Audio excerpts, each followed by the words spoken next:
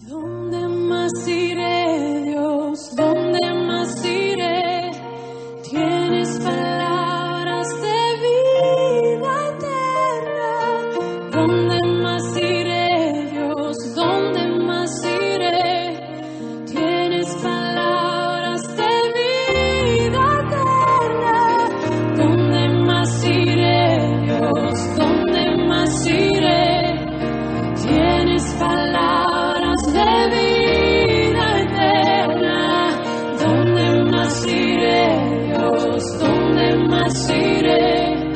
Tienes palabras de vida eterna. ¿Qué tal? ¿Cómo están? Dios les bendiga. Es una bendición tener un nuevo domingo juntos para compartir la palabra del Señor. Bueno, vamos a arrancar hoy nuevamente con el pasaje de Romanos que habíamos arrancado la semana pasada y lo vamos a ver completo esta primera parte, ya que bueno, la semana pasada se cortó por razones de conexión y entonces hoy vamos a hacerlo completo a esta primera parte del pasaje de hoy, que es Romanos capítulo 5, versículo 1 al 11. Leemos juntos y después oramos para comenzar. Dice Romanos capítulo 5, versículo 1 al 11. Justificados pues por la fe, tenemos paz para con Dios por medio de nuestro Señor Jesucristo, por quien también tenemos entradas por la fe a esta gracia en la cual estamos firmes y nos gloriamos en la esperanza de la gloria de Dios. Y no solo esto, sino que también nos gloriamos en las tribulaciones, sabiendo que la tribulación produce paciencia, y la paciencia prueba, y la prueba esperanza, y la esperanza no avergüenza, porque el amor de Dios ha sido derramado en nuestros corazones por el Espíritu Santo que nos fue dado.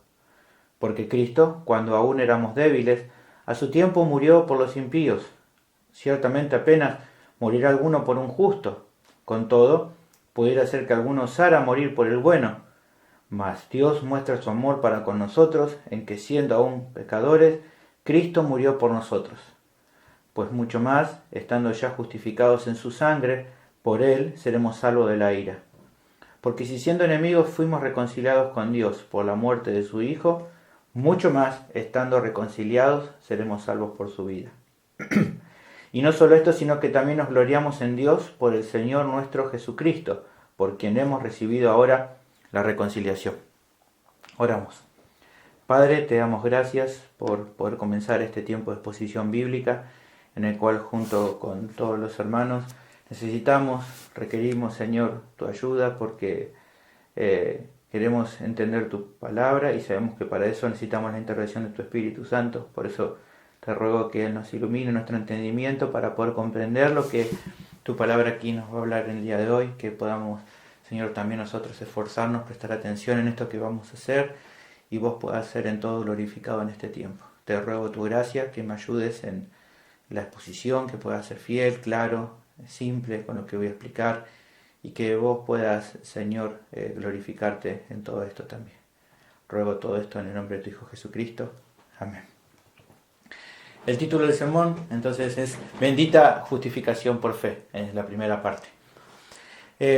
Hay algo que creo que a todas las personas les debe gustar, que es el hecho de enterarse o de recibir un beneficio inesperado, algo que no lo esperaban. Creo que debe ser básicamente porque a todos nos agradan las buenas noticias y más cuando nos toman por sorpresa. Por ejemplo, a algunos le ha pasado una vez de tal vez en este tiempo o hace un tiempo atrás haber comprado un celular, que lo compraron porque les gustó, por algo les pareció lindo y bueno, y lo usaban a partir de lo que conocían. Todos sabemos que hoy por ahí ya no hay manuales de instrucciones para los celulares, entonces bueno, vamos aprendiendo y tal vez lo usaba de una manera y hasta que un día te cruzaste con un amigo y ese amigo te dijo, che, pero qué lindo tu celular, sí, viste lo que tiene pero ¿sabías que tiene tal cosa? Y vos decías, no, y te muestra, ¿no? Y te empieza a tocar, mira esta aplicación, ¿no? Como por ejemplo ahora usamos Zoom y de repente todo el mundo se puede conectar con todo y están todos hablando juntos, ¿no? Y decís, wow, ¿no? Mira, ni me imaginaba que tenía eso, ¿no? Y bueno, y así como eso, ¿no? Y eso tal vez no agrada saber que por ahí teníamos algo y no lo sabíamos del todo, que teníamos ciertos beneficios. Así también en muchas cosas en la vida nos pasa que por ahí recibimos algún beneficio, algo que no esperábamos y y nos agrada, y son momentos lindos cuando nos pasan ese tipo de cosas. Ahora, pensando en eso, es que me gustaría compararlo con lo que el pasaje que tenemos aquí, que vamos a tratar hoy, sigue tratando también acerca de la justificación por medio de la fe, esta doctrina que estamos viendo en todos estos pasajes. Y creo que hay cierta comparación entre lo que dije recién y lo que está aquí en el pasaje. ¿Por qué? Porque justamente algo similar ocurre en esta parte de la enseñanza del apóstol, donde le va a contar a los hermanos en Roma acerca de los beneficios, de los grandes beneficios que tienen en el hecho de haber sido justificados por Dios. Lo que sí es claro en este caso es que, sin lugar a dudar, la información y lo que vamos a ver hoy es inmensamente mejor respecto a los beneficios que cualquier otro beneficio que podamos recibir en este mundo. ¿Y por qué inmensamente? ¿Por qué 1000 veces más, 1.000.000 de veces más? Bueno, porque lo que pasa en este mundo, cualquier beneficio que tengamos, es algo que puede ser temporal, es algo que no puede durar durante toda la vida, pero generalmente tiene como una fecha de caducidad. En cambio, los beneficios que vamos a ver que obtenemos los creyentes, los que han sido justificados por la fe, de la justificación esta que hemos recibido, son beneficios, sí, por un lado también que nos atañen a este tiempo, durante el tiempo que estemos en el mundo, pero evidentemente son mayores. ¿Por qué? Porque son beneficios que muchos o gran parte de ellos van a tener resultados eternos. Y eso entonces marca la diferencia con cualquier otro beneficio que podamos tener en este mundo. Bendita esta justificación por fe que hemos recibido. Ese justamente es el título de este sermón. Pablo definió en esta sección entonces comentar a los romanos entre los distintos aspectos de esta doctrina. Estuvimos viendo varios, vamos a ver un poquito más en todo lo que va a seguir un poco más adelante. Pablo definió contar, en este caso, los resultados de esta obra en las vidas de los creyentes. ¿Y para qué? Para que esto los animara en medio de cualquier prueba que pudieran pasar. Pensemos que los hermanos estaban en un contexto hostil al Evangelio y necesitaban ser animados también en lo que habían recibido. No solamente para eso, sino también para que sean fortalecidos, para trabajar codo a codo como iglesia, para proclamar el Evangelio, para llevar esta buena noticia y poder hacer conocer que esta noticia era maravillosa. Pensemos, como estamos viendo, que entre los hermanos venían de diferentes contextos y podía haber ciertos roces por tener esa diferente procedencia, pero al entender los mismos beneficios que tenían todos, sin importar el contexto que cada uno pudiera ser, eso los iba a animar a poder trabajar juntos en unidad. Y entonces, para que juntos como un solo cuerpo no solo puedan trabajar en unidad, sino juntos exaltar a Dios porque Él le había hecho participante de esta salvación grandiosa.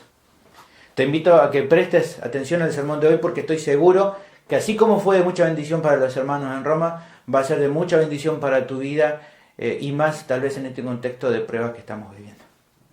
El tema del sermón entonces es el siguiente: justificados por la fe, los creyentes reciben beneficios extraordinarios en sus vidas. Justificados por la fe, los creyentes reciben beneficios extraordinarios en sus vidas. ¿Cuáles son esos beneficios? Bueno, el pasaje nos menciona 6 de ellos, de los cuales vamos a ver 3 en este sermón, que empezamos la semana pasada, pero que hoy lo vamos a ver completo, y en la segunda parte de este sermón vamos a ver los otros 3 beneficios. ¿Estás ahí conmigo? Te pido entonces que me sigas, que sigas la lectura, que tengas tu Biblia abierta, tus bosquejos también ahí a mano para si quieres seguir con lo que vamos a ir viendo, y que vayas viendo conmigo los textos que tenemos. El primero de los beneficios lo tenemos en el versículo 1. Justificados por la fe, los creyentes tienen paz con Dios. El pasaje comienza con una conexión, si lo ves ahí, el versículo 1, entre lo que se enseñó y algo nuevo que es lo que se va a explicar ahora. Dice, versículo 1, justificados pues por la fe, tenemos paz para con Dios por medio de nuestro Señor Jesucristo. De lo que el texto venía tratando, como ya vimos, acerca de la doctrina de la justificación por fe. Y dentro de este tema lo que se demostró en los versículos anteriores es que esta justificación es algo seguro, dado que es una obra completa que Dios realiza en los pecadores, una obra completamente hecha por Dios. Lo último que se había mencionado al respecto es que una de las razones de que la justificación es segura es que fue consumada por Cristo. Si vos ves un versículo anterior, dice, el cual, hablando de Jesús, fue entregado por nuestras transgresiones y resucitado para nuestra justificación. O sea que por medio de su obra en la cruz, Jesús logró que aquellos que creen en su nombre reciban el perdón de sus pecados, y luego por medio de la resurrección se confirmó justamente esa obra. Ahora bien, a partir de que esto fue un hecho consumado por Cristo y por tanto seguro para cada creyente, es que ahora comienza en el pasaje esta pequeña palabrita que dice ahí, justificados, pues. Este pues marca otro enfoque de esta doctrina. Y que no solamente abarca a este versículo, sino a toda esta sección. En un sentido, este pues es como que están volviendo a todos los 11 versículos que tenemos acá. ¿A qué apunta? Bueno, esta palabra pues nos está indicando resultado, es hablar sobre resultado. En la versión de las Américas no utiliza el pues, pero utiliza otra palabra similar que nos ayuda a entender esto. Fíjense que dice la versión de las Américas, dice, por tanto, habiendo sido justificados por la fe. Ese por tanto está hablando de un resultado. En este caso, en particular en el versículo 1, tenemos uno de los beneficios, pero luego en el texto vamos a ver entonces el resto de los que tenemos. ¿Cuál es el primero? Bueno, volviendo a leer, se nos dice entonces que justificados pues por la fe, tenemos paz para con Dios. O sea que tener paz con Dios es el primer beneficio que el pasaje menciona de haber sido justificados por medio de la fe. Y esto es algo muy significativo. Que el creyente, fruto de haber recibido la absolución de sus pecados, ya no esté en una situación de separación con Dios, sino que ahora esté en paz con Dios, es algo maravilloso. Ya no hay un abismo que nos separa del Señor, ya no hay nada que nos separa de Él, sino que por medio del sacrificio de Cristo se nos ha reconciliado con Dios. Un poco para poder entender esto, Efesios 2 al 13, Pablo utiliza también unas ideas para entender la condición en la que estábamos y cómo cambió esa condición. Dice, en aquel tiempo, o sea, antes de ser justificados, estaban sin Cristo, dice, alejados de la ciudadanía de Israel y ajenos a los pactos de la promesa, sin esperanza y sin Dios en el mundo. Esa era nuestra condición. Pero ahora, en Cristo Jesús, habiendo sido justificados por Él, vosotros que en otro tiempo estaban lejos, habéis sido hechos cercanos por la sangre de Cristo. La sangre de Cristo fue el medio, fue el pago por nuestra reconciliación, para que nosotros que estábamos alejados de Dios, sin promesa, sin esperanza, sin Dios, ajenos a cualquier promesa de Dios buena para los hombres, ahora fuimos hechos cercanos por medio de la obra de Cristo. ¿Te das cuenta? No se trata principalmente de que en tu corazón sentís esta paz. El pasaje de hecho dice, justificado pues por la paz, o justificado pues por la fe, dice, sentimos paz para con Dios. No, dice, tenemos paz para con Dios. O sea, evidentemente esto es un hecho concreto. Es una condición de estar en paz con Él que tenemos, que no depende de los sentimientos, sino que es un hecho realizado y concreto simplemente por la obra de Jesús por nosotros.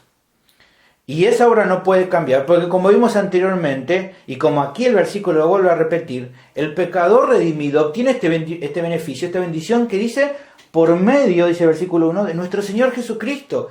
Él logró hacer por vos lo que vos no podrías hacer por vos mismo, que era reconciliarte con Dios. Es Él que lo hizo. Dice en 2 Corintios 5, 18 y 19, y todo esto proviene de Dios, quien nos reconcilió consigo mismo por Cristo y nos dio el ministerio de la reconciliación, que Dios estaba en Cristo reconciliando consigo al mundo, no tomándoles en cuenta a los hombres sus pecados, y nos encargó a nosotros la palabra reconciliación. Para que Él no tuviera en cuenta esos pecados, lo que tuvo que hacer es hacer que el Hijo cargara esos pecados, y entonces en esta justificación que hemos recibido, nosotros recibimos la justicia perfecta del Hijo por medio de la fe. Eso produjo que ahora podamos estar en paz con Él, que podamos ser reconciliados con Él. Y evidentemente al lograr eso, al Cristo haber logrado eso por nosotros, es que este beneficio no se puede perder. Colosenses 1, 19, 22 dice, por cuanto agradó al Padre que en Cristo habitase toda la plenitud, y por medio de Él reconciliar consigo todas las cosas, así las que están en la tierra como las que están en los cielos, haciendo la paz justamente, ¿cómo? Mediante la sangre de su cruz. Y a ustedes también, que eran en otro tiempo extraños y enemigos en vuestra mente, haciendo malas obras, fíjense, ahora os ha reconciliado en su cuerpo de sangre por medio de la muerte, para entonces presentaros santo y sin mancha e irreprensible delante de Él. Podemos entrar a la presencia de Dios con confianza. ¿Por qué? Porque Cristo nos llevó ahí por medio de su obra en la cruz. Gracias a Dios por Jesucristo. Ahora bien, que esto esencialmente se trate de un hecho concreto, no quiere decir que por eso en el cristiano no se genere un sentimiento de paz. También que no dependa de los sentimientos y las emociones, sino que sea un hecho concreto. No quiere decir por eso que el creyente, cuando muchas veces meditan esto, cuando a veces logran comprender lo que Cristo ha hecho por su vida, su corazón se llena de paz, es rodeado por paz. Así algo similar a esto lo ilustra el profeta Isaías. En Isaías 26:3 dice: tú guardarás en completa paz aquel cuyo pensamiento en ti persevera, porque en ti ha confiado. Por medio de la fe entendemos lo que Dios ha hecho por nosotros y por lo tanto estamos en completa paz con Él. Y nuestro corazón generalmente siente y percibe esa paz muchas veces. En cambio, los incrédulos no pueden disfrutar de este beneficio, ni están en posición en paz con Dios, ni pueden sentir este tipo de paz con Dios. Isaías 48:22, el mismo profeta lo dice con claridad: no hay paz para los malos, dijo Jehová. Jehová mismo dice: para aquellos que no se acercan a mí por medio de mi Hijo, no tengo paz con ellos. Eso es lo que Dios dice. Pero esto no queda solo en emociones hermosas, no queda solo en lindas emociones que podemos tener de estar en paz con Dios, sino que además nos fortalece al creyente genuino a poder servir y seguir al Señor con ánimo pronto. ¿Por qué? Porque entiende que no necesita obras para lograr mantenerse en paz con Dios. No se esfuerza en hacer obras para que entonces pueda mantenerse en esa condición de paz con Dios, sino que las hace animado, entendiendo que eso ya no está en juego, sino que él puede ahora servir a este Dios con el cual está reconciliado, porque ahora está bien con Él. Es como cuando uno puede, tal vez en una relación con su esposa, decir: bueno, sé que por ahí puedo hacer cosas por ella, y cuando estamos por ahí peleados, ¿no?, con mi esposa, y intento hacer cosas como para remarla, ¿no?, como para que esté bien con ella, y tal vez no lo hago de todo corazón como cuando estamos bien. ¿Por qué? Porque lo estoy intentando hacer como para que ella se sienta contenta conmigo, pero realmente cuando entre nosotros estamos bien, cuando estamos en un momento bueno, estamos en una buena relación, nos hemos perdonado, estamos pasando bien un buen momento, hacer cosas por ella es un gozo. No estoy pensando o esperando que tal vez ella se sienta mejor cuando yo haga algo, sino que lo hago con mucho más gozo. Evidentemente con Dios es una situación aún mayor, porque no dependemos o no cambia esta condición de paz dependiendo de si yo hago algo bueno o malo, porque Cristo ha ganado eso por mí. Pero qué gozo que hay en el creyente, que ahora que entiende que Cristo ha hecho todo por él, ahora puede entonces servirle, honrarle, seguirle, entendiendo que ya Cristo hizo todo por él lo que él no podía hacer por sí mismo. Un hombre como Pablo es claramente un ejemplo de que él predicaba y anunciaba esto, de que la paz con Dios ya estaba ganada. Y uno dice: bueno, entonces si la paz con Dios estaba ganada, entonces ¿por qué me tengo que esforzar por servirle, por obedecerle, si ya está todo ganado? Porque justamente el corazón de alguien que ha recibido esta salvación hace que ahora quiera servirle, porque entiende de todo lo que se le ha dado. Y Pablo evidentemente era un ejemplo, porque aunque no solo anunciaba acerca de que esta paz ya estaba ganada, sino que vivía de acuerdo a la nueva condición en la que estaba, y por eso podía esforzarse, podía dar su vida por el Evangelio. ¿Por qué? Porque la paz que viene al corazón de un creyente genuino que ha sido justificado es como el calzado que menciona el mismo Pablo en Efesios 6:15, un calzado que mantenía firme al soldado en las batallas que tenía que lidiar. Efesios 6:15 dice: calzado los pies con el apresto del Evangelio de la paz. ¿Este calzado cuál es? Es la conciencia, la mente, el corazón de alguien que sabe que está en paz con Dios. Es como ese calzado simboliza, o se puede ilustrar como un calzado que mantiene firme al soldado en medio de las batallas, porque él sabe de que esa esperanza o esta paz o este entendimiento de que ahora está en paz con Dios lo mantiene firme para poder seguir adelante.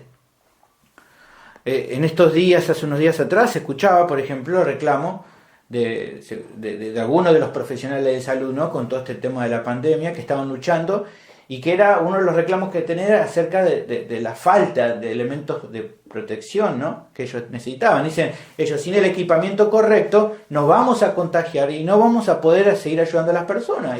Y tiene lógica lo que dice, sin esos elementos de protección están desprotegidos. Bueno, los creyentes no podemos reclamar eso, ya que Dios en su gracia nos ha puesto en paz con Él, por lo cual no hay peligro de que nos abandone a nuestra suerte. No es que Dios dice, bueno, vayan a pelear y después nos deja solo y no nos deja con los elementos que necesitamos. Todo lo que necesitamos para poder pelear esta batalla ya nos ha sido dada por medio de Cristo. ¿Y qué produce ese? Que podemos entonces pelear esta batalla con valor contra Satanás y con este mundo caído que se nos presenta todos los días.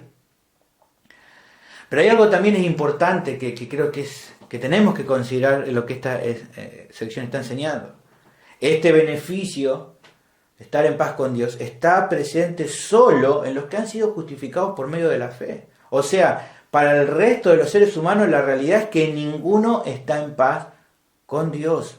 O sea, fuera de los que hayan sido justificados por fe, ninguna otra persona puede estar en paz con Dios, sin importar su actitud hacia Él, sino que todas las personas que no han recibido todavía la justificación por fe, la Biblia dice que son sus enemigos. Versículo 10 lo vamos a ver más adelante de este mismo capítulo. Porque si siendo enemigos fuimos reconciliados con Dios por la muerte de su Hijo, mucho más estando reconciliados seremos salvos por su vida. O sea, todas las personas lejos de Dios son sus enemigos.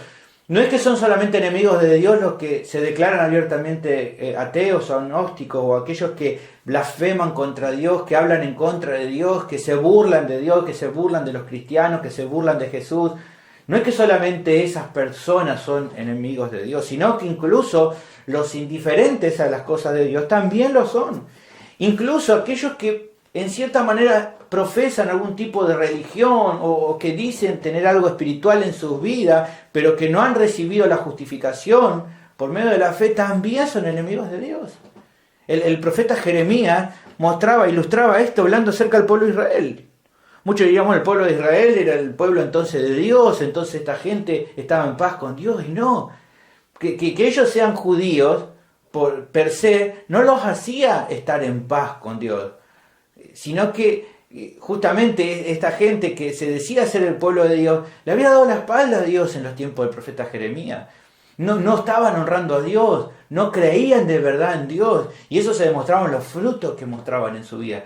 Y aunque tenían esos frutos que mostraban que en realidad no temían a Dios, ellos seguían estando confiados de que eran el pueblo de Dios porque eran israelitas, y el profeta acusa a esta gente en Jeremías 6, 13 y 14, le dice, porque desde el más chico de ellos hasta el más grande, cada uno sigue la avaricia. Y desde el profeta hasta el sacerdote, todos son engañadores. Y curan la herida de mi pueblo con liviandad. O sea, los líderes le decían a la gente, quédense tranquilos. ¿Qué decían? Paz, paz.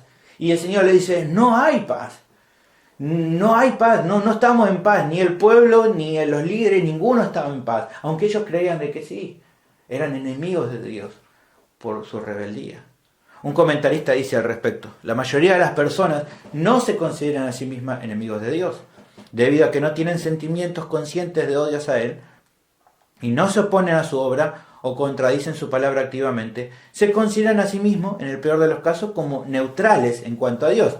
Pero una neutralidad a este nivel no es factible. La mente de toda persona no salva está en paz únicamente con las cosas de la carne, cuyos designios, por definición, son enemistad contra Dios, como dice Romanos capítulo 8, versículo 7. Ahora, pero no solo que los que no han sido justificados por la fe no tienen paz para con Dios, sino lo que es mucho más grave, yo creo la peor de las noticias, es que Dios está airado con ellos. Así lo dice también la palabra, Dios está airado con el pecador todos los días. La ira de Dios está sobre ellos. O sea, esta enemistad entre Dios y el hombre es recíproca.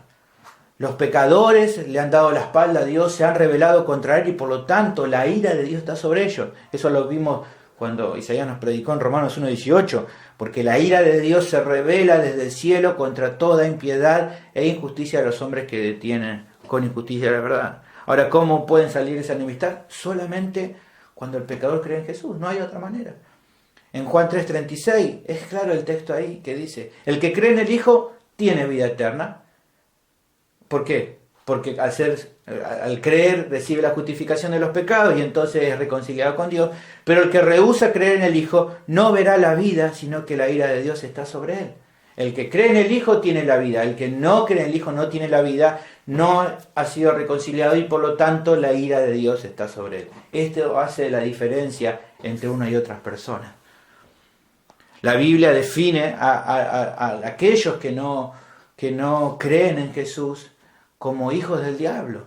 El mismo Señor Jesús le decía esto a los líderes religiosos, que ellos creían de que estaban en paz con Dios, pero ellos no estaban en paz con Dios. ¿Cómo se veía? Porque ellos no creían en Jesús. Jesús entonces les dijo, dice, si vuestro Padre fuese Dios, ciertamente ustedes me amarían.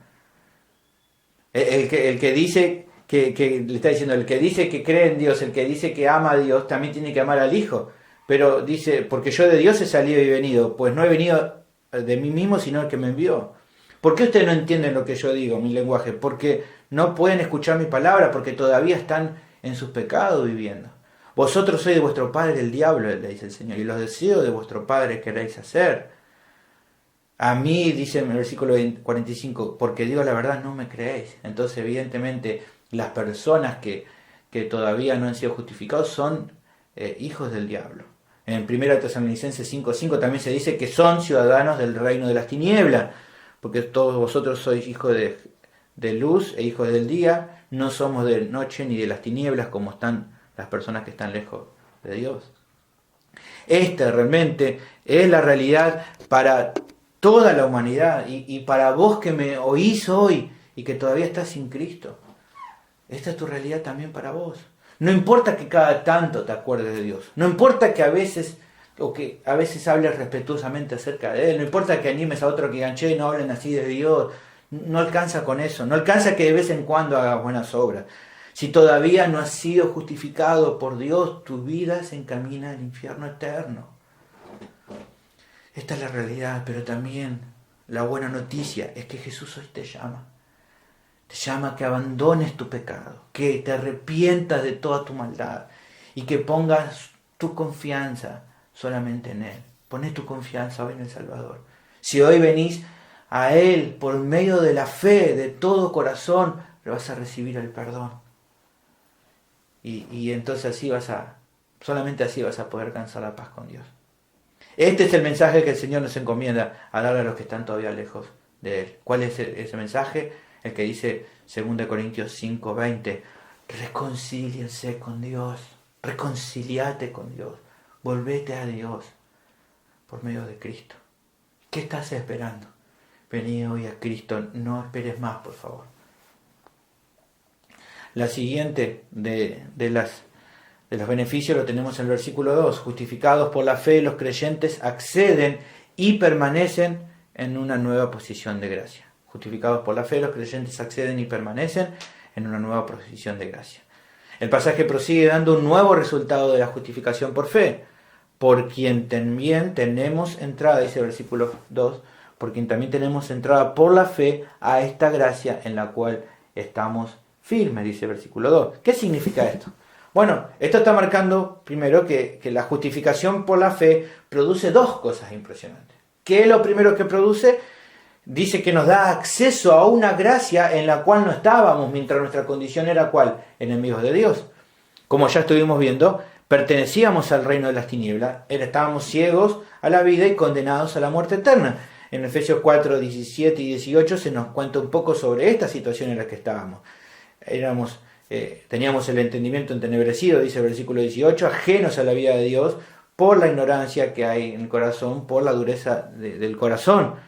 Pero por gracia de Dios, como ya hemos sido justificados por medio de la fe y ahora estamos en paz con el Rey del universo, es que entonces se nos abren las puertas de su reino de luz, el cual nos ha librado Jesús de la potestad de las tinieblas y trasladado al reino de su amado Hijo. Dios entonces, como ahora estamos en buena relación con Él, por medio de la justificación por fe, es que nos abre las puertas de su reino. Tenemos acceso por medio de Cristo al reino de la luz.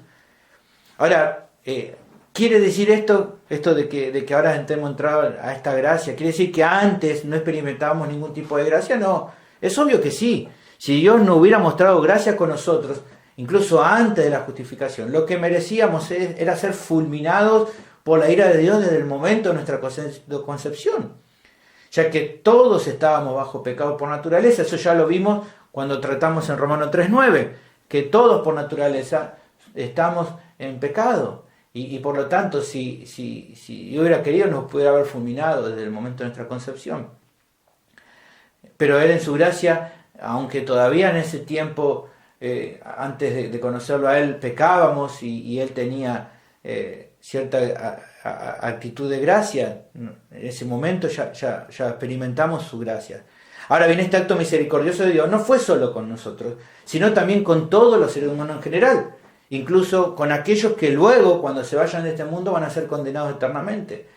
Dios es tolerante también con ellos. Dice Mateo 5:45, para que seáis hijos de vuestro Padre que está en los cielos, que hace salir su sol sobre malos y buenos, y que hace llover sobre justo e injusto. Dios muestra misericordia, entonces, con todas las personas en general, aun con aquellos que cuando se vayan de este mundo sean condenados eternamente.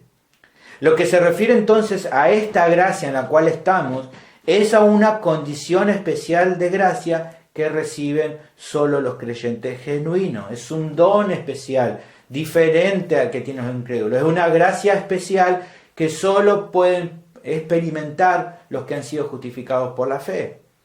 Ellos, los inconversos, siguen siendo enemigos de Dios, aunque Él siga teniendo actitud de misericordia con ellos. Pero nosotros, en cambio, ahora somos parte de su reino, de su familia. En Efesios 2:19 se nos dice que no somos ni extranjeros ni advenedizos, sino dice conciudadanos de los santos y miembros de la familia de Dios. Esta gracia es especial para los justificados por la fe. Y después dice en 1 Pedro 2:9-10, mas vosotros sois linaje escogido, real sacerdocio, nación santa, pueblo adquirido por Dios, para que anunciéis la virtud de aquel que los llamó de las tinieblas a su luz admirable. Vosotros que en otro tiempo no eran pueblo, pero que ahora sois pueblos de Dios, que en otro tiempo no había alcanzado esta misericordia, esta gracia especial, pero que ahora habéis sido alcanzados por esta misericordia, de la cual los incrédulos no pueden disfrutar. Incluso llamados también a ser reyes y sacerdotes para Él. Apocalipsis 1:5-6 dice de Jesucristo, el testigo fiel, el primogénito de los muertos y el soberano de los reyes de la tierra, al que nos amó y nos lavó de nuestros pecados con su sangre y nos hizo reyes y sacerdotes para Dios su Padre.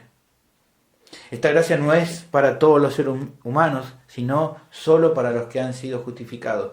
Estos justificados hicieron algo, ellos para merecerlo, algo diferente a los demás. No, absolutamente nada. Por eso se trata de que es por gracia. Todo fue por la obra de Cristo recibida por medio de la fe. Entonces esta entrada es por medio de la obra de Cristo.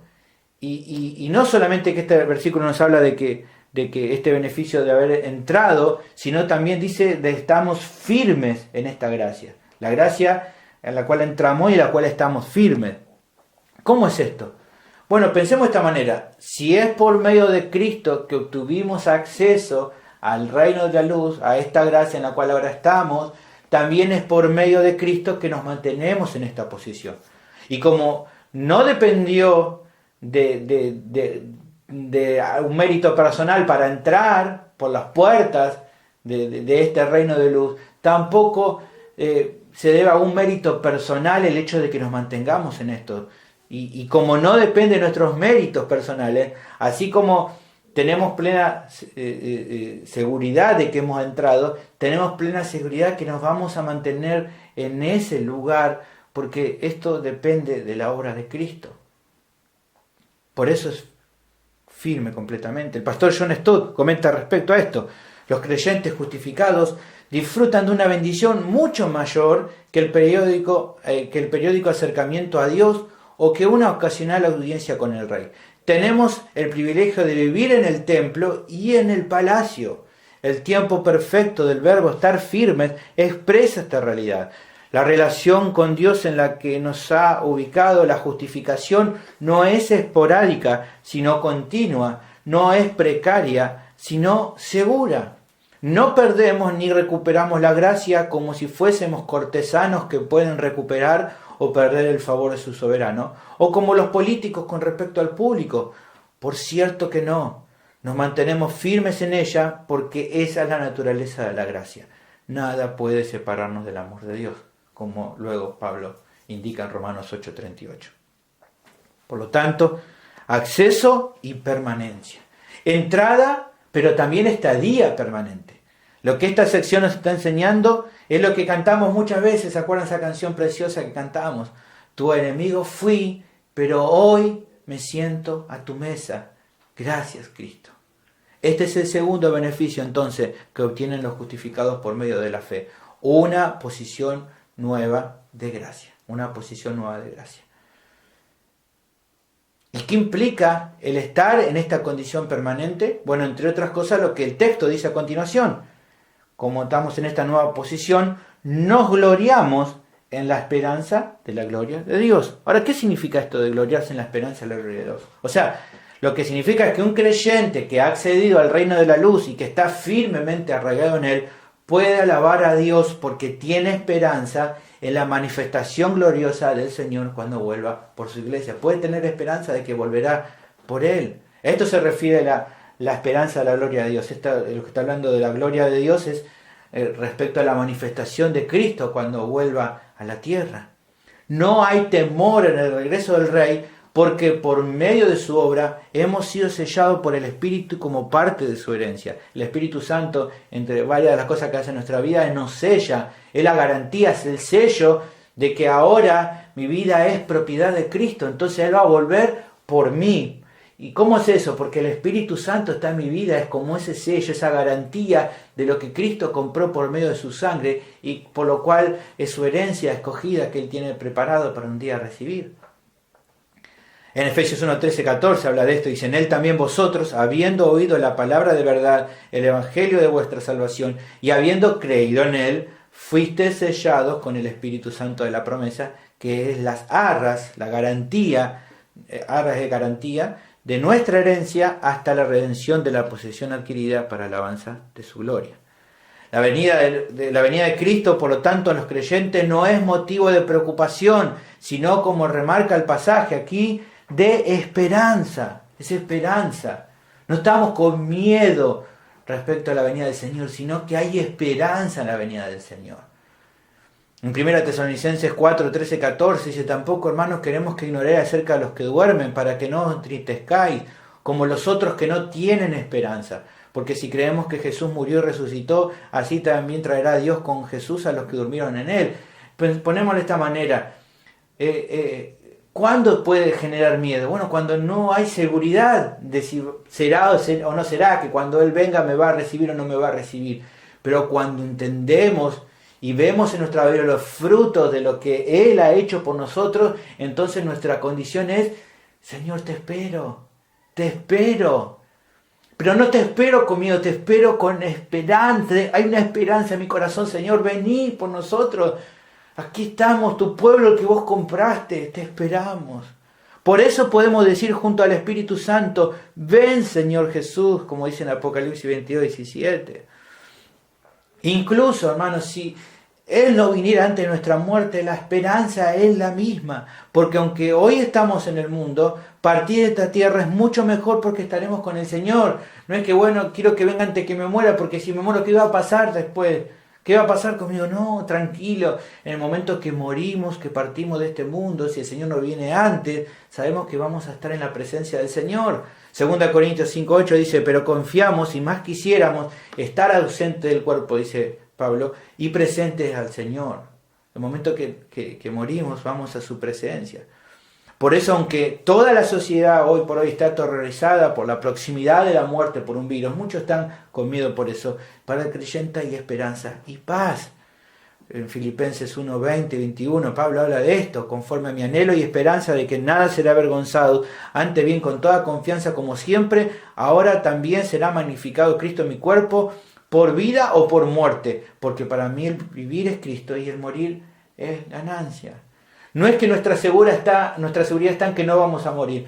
seguramente muchos creyentes que conozco casos de hermanos nuestros fieles, amorosos, que han partido de la presencia del Señor a causa de este virus. Pero nuestro anhelo, nuestra seguridad no es que no vamos a morir, sino que sabemos que la muerte es solo un paso para estar en la presencia del Señor. Porque dice 2 Corintios 5:1, si sabemos que si nuestra morada terrestre, este tabernáculo, se deshiciere, tenemos de Dios un edificio, una casa no hecha de manos, eterna, en los cielos. Estamos seguros. Estamos seguros respecto a la muerte, como estamos seguros respecto a la venida del Señor. Sabemos que cada día que pasa es un día menos que falta para el regreso de nuestro Señor. Primera de Tesalonicenses 5:9-11 dice, porque no nos ha puesto Dios para ira, sino para alcanzar salvación por medio de nuestro Señor Jesucristo, quien murió por nosotros para que ya sea que velemos o que durmamos, o sea, ya sea que estemos vivos, que estemos muertos, vivamos juntamente con Él. Por lo cual, animaos unos a otros y edificaos unos a otros, así como lo hacéis. Precioso es este beneficio que tenemos en Cristo, hermano. Meditemos en esto y que esto nos fortalezca en los momentos difíciles que podemos pasar. Finalmente, el último de los beneficios que vamos a ver hoy, dijimos que justificados por la fe, dijimos el primer beneficio, tenemos paz para con Dios. El segundo beneficio que dijimos es, justificados pues por la fe, tenemos acceso y permanencia en una nueva gracia, en un estado de gracia nuevo. Y también ahora vemos que justificados por la fe, los creyentes pueden gloriarse en sus tribulaciones.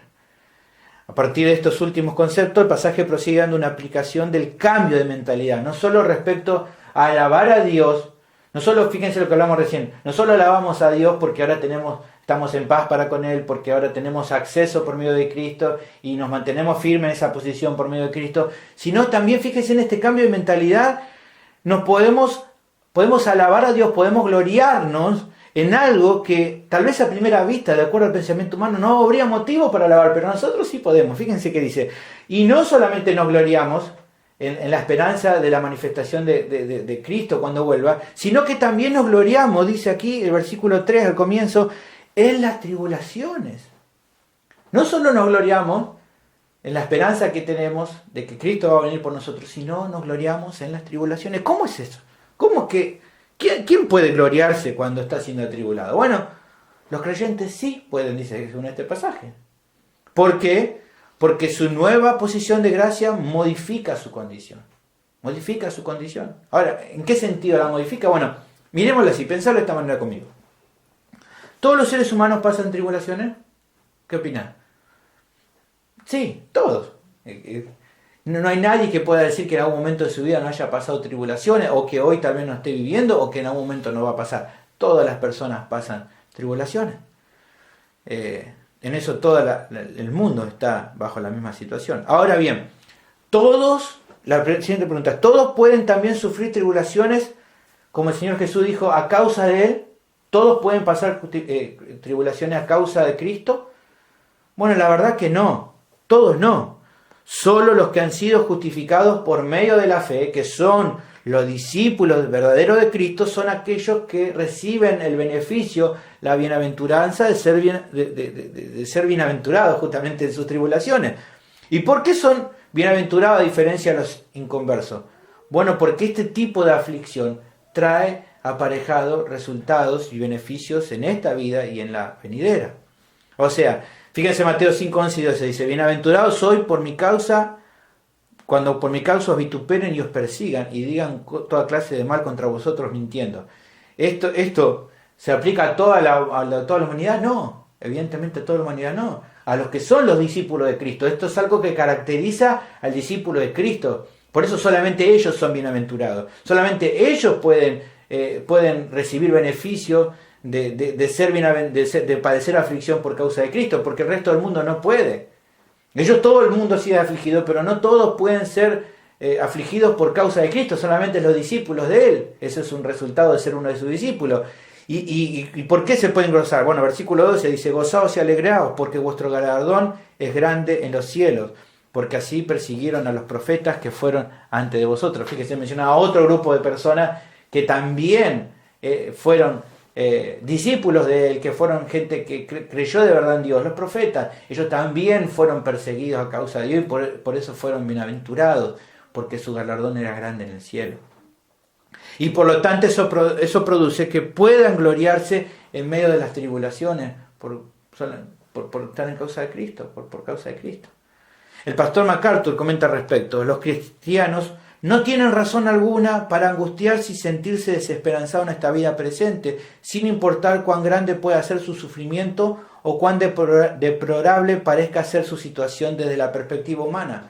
Nosotros siempre deberíamos estar en capacidad de decir con la confianza sin reservas de Pablo: tengo por cierto que las aflicciones del tiempo presente no son comparables con la gloria venidera que nosotros ha de manifestarse. Romanos 8:18.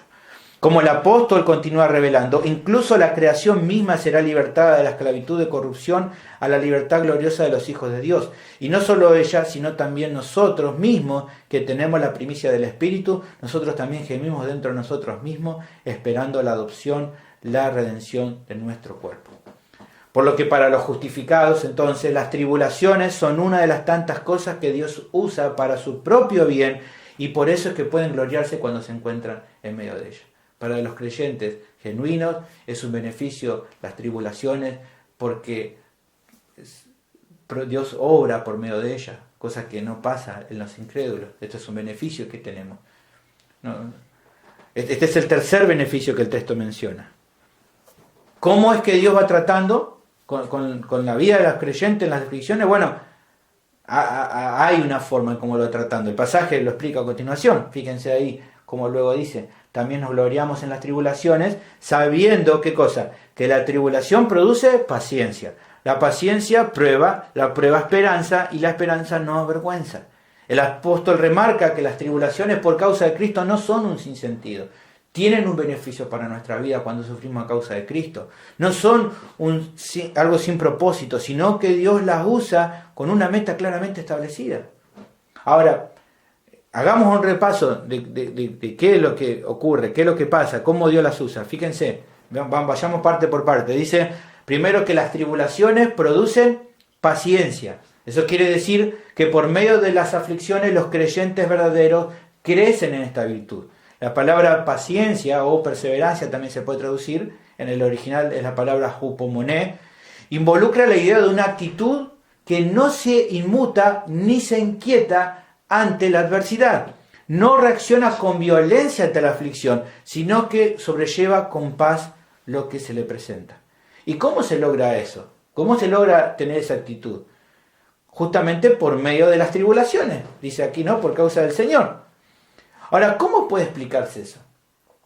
¿Cómo? Porque para nuestro entendimiento, ¿qué sería más fácil? Bueno, para que yo pueda tener más paciencia, las cosas tendrían que estar más tranquilas. Ese sería como el análisis preliminar.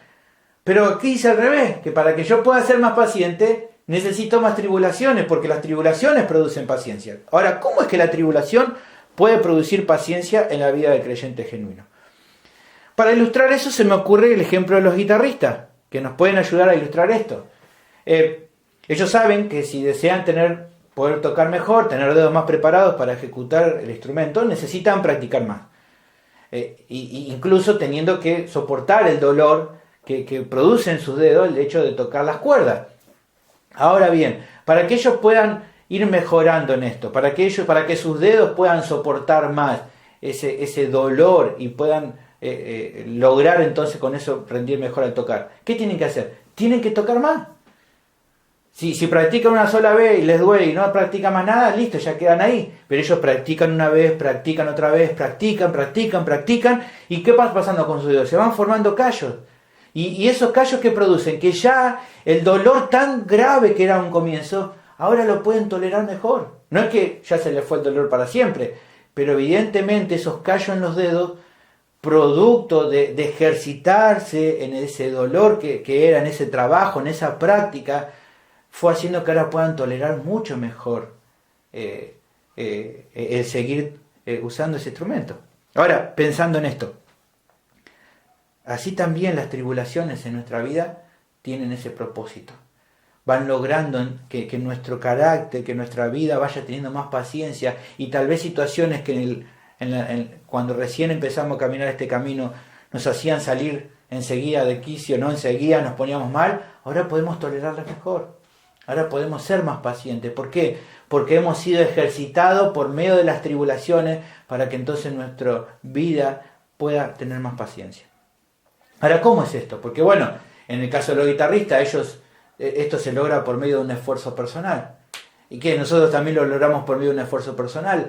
Evidentemente nuestra vida tiene que trabajar en esto, nuestra mente se tiene que pensar en este cambio de mentalidad, pero la realidad es que el guitarrista tal vez tenga que hacerlo a partir de su esfuerzo personal, pero los creyentes en este trabajo no están solos. ¿Cómo es que entonces logran tener paciencia? Bueno, porque ¿qué pasa? Las tribulaciones vienen por causa del Señor, estás atribulado y en un momento se acaba la paciencia. Y cuando se acaba la paciencia, ¿qué haces? Tirás todo por la borda, te enojás, ¿no? Te revolás un plato, ¿no? ¿Qué es lo que haces? Vas al Señor en oración. Te rendís, le decís, Señor, no puedo más, no puedo aguantar más. Estas tribulaciones que estoy viviendo por querer honrarte son difíciles, Señor, y no puedo más. En tu nombre voy a seguir adelante, pero Señor, sabes que no puedo más. ¿Y qué pasa? ¿Te quedás? ¿Tirás la toalla? No, seguís adelante. ¿Y por qué seguís adelante? Porque evidentemente cuando te rendís y dependés del Señor, es cuando entonces el poder de Dios se manifiesta. Porque ¿qué termina pasando? Seguís adelante. Y vos decís, ¿cómo puede ser que siga adelante? ¿Cómo puede ser que a pesar de que me sentía mal, que no daba más, pude seguir adelante? Porque evidentemente el poder de Dios se manifiesta en tu debilidad. Cuando dejás de depender de vos y empezás a depender de Él, es cuando entonces su poder es que te sostiene. Vos vas a caminar, vas a andar, vas a seguir adelante, pero sin darte cuenta es que detrás de escena es el poder de Dios que te está sosteniendo y te permite seguir teniendo paciencia, incluso cuando ya parece que no hay más fuerzas para seguir. Eso es lo que un poco Pedro relata cuando dice, de modo que los que padecen según la voluntad de Dios, no critiquen, no se enojen, no se airen, no se quejen contra Dios, sino que encomienden sus almas al fiel Creador y hagan el bien. Y cuando eso pasa es que Dios entonces te sostiene. Pablo lo decía luego, ¿no? Cuando él pasó su momento difícil, dice en 2 Corintios 12, 8, 9, ya no daba más, y dice, respecto a las cuales 3 veces rogado cuando él tenía ese aguijón que él quería que sacara, le rogó al Señor que lo quite, pero el Señor le dijo, bástate mi gracia, porque mi poder se perfecciona en la debilidad. Entonces cuando él entendió esto, no quiere decir que Dios a nosotros no diga, pero ya no lo dice por su palabra. Él te está diciendo, vos decís, bueno, yo no puedo más, Señor, quiero que salga esto. Pero el Señor que te dice, bástate mi gracia.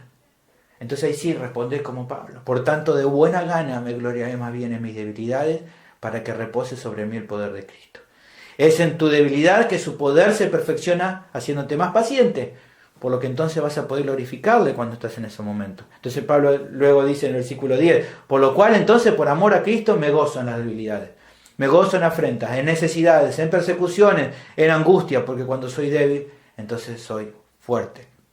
Y no solo que vas a glorificar a Dios y a gloriarte en esas tribulaciones, sino que también otros van a gloriarse en Dios cuando vean que en medio de tus aflicciones vas creciendo en paciencia. Va a ser un testimonio tremendo para otros ver que seguís siendo paciente incluso cuando estás pasando una aflicción muy grande. 2 Tesalonicenses 1:4 dice, tanto que nosotros mismos no gloriamos de vosotros en las iglesias de Dios por vuestra paciencia y fe en todas vuestras persecuciones y tribulaciones que soportás. Pablo se gloriaba en los tesalonicenses porque veía que incluso en las persecuciones que ellos tenían, en las tribulaciones que soportaban, seguían pacientes y seguían creyendo. Entonces dice, nos gloriamos en Dios por ustedes. Para otro creyente verte en esa situación va a hacer que glorifique a Dios y diga, wow, Señor, qué grande que sos, mira mi hermano cómo está soportando con paciencia.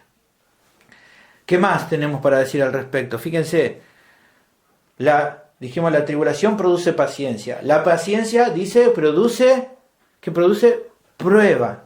Así como las tribulaciones van produciendo paciencia en la vida del creyente, por medio de la paciencia se va generando, más que prueba, la palabra más clara sería un carácter probado. Biblia de las Américas lo utiliza como traducción más adecuada. Dice Biblia de las Américas, y la paciencia produce carácter probado, es un carácter probado. ¿Qué significa un carácter probado? Bueno, Que así como la aflicción te hace más paciente, cuando tu vida se ejercita es que entonces esto va produciendo que vayas madurando espiritualmente. O sea, cuando la tribulación produce paciencia y en tu vida actúas con paciencia, entonces te vas pareciendo cada día más a Cristo. Tu carácter va experimentando un cambio. ¿Por qué? Porque la aflicción hará eso. Obviamente si en la aflicción actuamos con paciencia, si en la aflicción no actúas con paciencia, sino que te desesperás, te afanás, empezás a quejarte contra Dios, no estás mostrando a Cristo. Pero cuando en la aflicción, en la tribulación, actúas con paciencia, entonces tu vida va siendo como la de Cristo, va siendo un carácter probado. Por eso cuando andás con paciencia es cuando tu vida se va asemejando a la de Cristo. Santiago lo decía: hermanos, tengan por sumo gozo cuando se hallen diversas pruebas, sabiendo que la prueba de vuestra fe produce paciencia, mas tenga la paciencia su obra completa, para que entonces sean perfectos y cabales, sin que os falte cosa alguna. ¿Cómo sigue el pasaje? ¿Qué dice luego? La paciencia prueba, y la prueba, dice, o el carácter probado, produce, ¿qué dice? Esperanza. El efecto de una vida que, siendo alcanzado por la tribulación, responde con paciencia y por lo tanto se forma más como Cristo, es que se afirma en la esperanza. Ahora, ¿cómo es eso? Bueno, antes de responder eso, estaría bueno considerar lo siguiente: ¿cuál es el plan de Dios para nuestra vida? ¿Cuál es el plan de Dios? Bueno, Dios ha determinado para su pueblo que antes de recibir la gloria eterna, el día que Él nos glorifique, primero los creyentes, su pueblo, tengan que pasar por la aflicción. 1 Pedro 1, 5 al 7, así lo asegura el apóstol Pedro, dice que sois guardados por el poder de Dios mediante la fe para alcanzar la salvación que está preparada para ser manifestada en el tiempo postrero. Aquí salvación tiene que ver con la glorificación que nos espera en el tiempo postrero, en lo cual vosotros alegráis, aunque ahora por un poco de tiempo, si es necesario, tengan que ser afligidos en diversas pruebas, para que sometida a prueba vuestra fe, como estamos hablando ahora, mucho más preciosa que el oro, el cual aunque perecedero se prueba con fuego, sea hallada en alabanza, gloria y honra cuando sea manifestado Jesucristo. Dios ha determinado que el pueblo de Dios, antes de entrar en la gloria, antes de tener todo el gozo, primero tenga que pasar por la prueba. ¿Por qué Dios ha determinado algo así? Porque de esa manera los creyentes se identifican con Cristo en sus sufrimientos, muerte, resurrección y gloria eterna. Lo que está mostrando acá es que para llegar a la gloria, primero tenemos que también pasar por el momento difícil. ¿Por qué? Porque así fue con Cristo. Antes de estar en la gloria, Él tuvo que pasar por la cruz. Y aunque nosotros no vamos a la cruz porque Él ya murió en nuestro lugar, sí, por medio de las aflicciones, nos identificamos con lo que Él hizo con nosotros, porque si estamos unidos a Él vitalmente, todo lo que haya pasado de Cristo, en un sentido nosotros también lo pasamos. Y si nosotros vamos a ser glorificados con Él, en este tiempo tenemos que ser afligidos juntamente con Él. No como Él lo pasó, pero evidentemente sí, nosotros tenemos un patrón semejante a Él. Dice, esto lo demuestra un poco Filipenses 3.10 y 2 Timoteo 2.12, pero vamos a ver uno solamente Filipenses 3.10. Dice, a fin de conocerle y el poder de su resurrección y la participación de sus sufrimientos, llegando a ser semejantes a Él en su muerte. Si sufrimos, también reinaremos con Él. Si le negáremos, Él también nos negará. Ahora, y entonces, bueno, vos me podés decir, bueno, entiendo que necesito tribulaciones para crecer en paciencia. Sé que por medio de eso en mi vida se forma un carácter probado. Pero ¿cómo es que todo esto produce esperanza? ¿Qué tiene que ver todo esto? ¿Qué tiene que ver que la tribulación produzca paciencia, la paciencia carácter probado y que ese carácter probado me produzca esperanza? ¿Cómo se relaciona? Bueno, todo esto se confirma. ¿Por qué hay esperanza en esto? Porque todo esto confirma nuestra posición en Cristo. O sea, la gente del mundo cuando pasa aflicciones no glorifica a Dios. Su actitud es como la que antes mencioné. Pero en cambio, en la vida de los justificados por medio de la fe, a medida que progresa en el camino, su forma de proceder es como la que muestra el pasaje. Normalmente, ¿qué pasa en la vida de un creyente genuino? La vida de un creyente genuino, generalmente, cuando vienen las tribulaciones, esa tribulación produce paciencia. Y a medida que va creciendo en paciencia en este camino, tu vida se va pareciendo más a la de Cristo. Y eso te da esperanza. ¿Por qué? Pensá esto. la tribulación en mi vida produce paciencia. Wow, sí, es verdad. Esa paciencia produce que sea más como Cristo. Sí, es verdad. ¡Wow! ¡Aleluya! Entonces, si eso pasa en mi vida, eso es un testimonio de que estoy en Cristo. Yo no sé qué hay adentro de mi corazón, nadie, pero realmente se demuestra en esto que realmente este es fruto de que estás en Cristo. ¿Ves por qué también es importante la tribulación? Porque por medio de ella, a partir de lo que produce en tu vida, eso va a demostrar si realmente estás en Cristo o no. Pensemos por un segundo en la parábola del sembrador. ¿Qué pasó cuando el sembrador sembró? En uno sembró y cuando vinieron los problemas se fueron.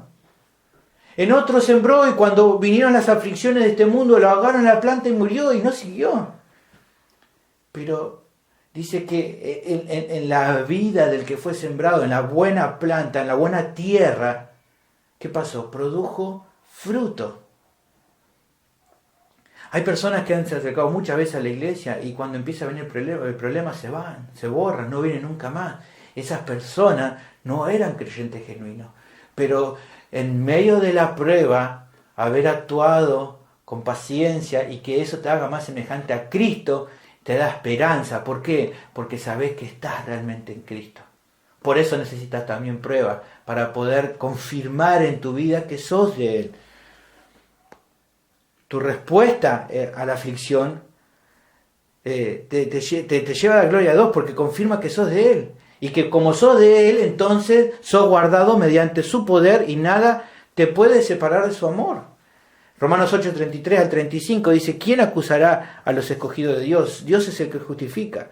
¿Quién es el que condenará? Cristo es el que murió, más aún el que también resucitó, el que además está a la diestra de Dios, el que también intercede por nosotros.